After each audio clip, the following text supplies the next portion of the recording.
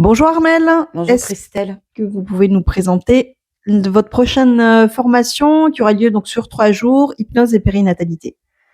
Ok, donc c'est intégrer la pratique de l'hypnose dans la pratique du praticien en périnatalité. Comme un outil de soin, un outil d'accompagnement, un outil de prévention.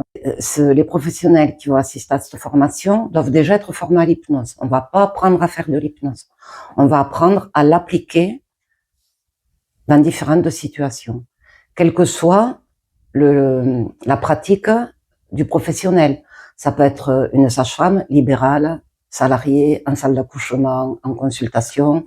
Ça peut être un psychologue qui accompagne des femmes, des couples pendant la grossesse ou après, des médecins évidemment, obstétriciens, anesthésistes. C'est une aide à la pratique que l'on a habituellement. Alors des exercices, ils viendront soutenir la théorie. Donc par exemple, on va aborder la préparation à l'accouchement, et donc il y aura des techniques de relaxation, des techniques de mise en confiance, des techniques pour aider aux procédures médicales douloureuses éventuellement, ou assister des procédures alors que la patiente est très craintive là-dessus, comme une césarienne ou la mise en place d'une péridurale. Nous apprendrons aussi des choses pour le sommeil, pour mieux dormir, qui est un gros problème pour les femmes enceintes et les jeunes mamans. Donc, comment récupérer de l'énergie.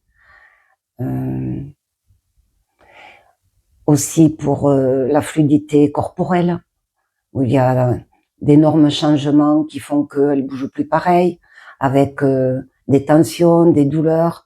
Donc, évidemment, c'est une grosse partie, c'est utiliser l'hypnose pour soulager ou traiter la douleur. Et le plus important, c'est quand même en amont qu'il y ait un bon vécu de l'accouchement. Donc, par exemple, une femme qui a la phobie du milieu médical, à l'heure actuelle, c'est quand même exceptionnel de ne pas accoucher en milieu médical. Elle peut être impressionnée, ça peut être une source de stress, toutes ces personnes autour, ce matériel, l'éclairage, le manque d'intimité. Eh bien, en hypnose, on peut créer un endroit, on l'appelle d'ailleurs le lieu d'intimité, dans lequel elle va se mettre pendant l'accouchement, pour en éprouver le bien-être qu'il y a dans cet endroit-là.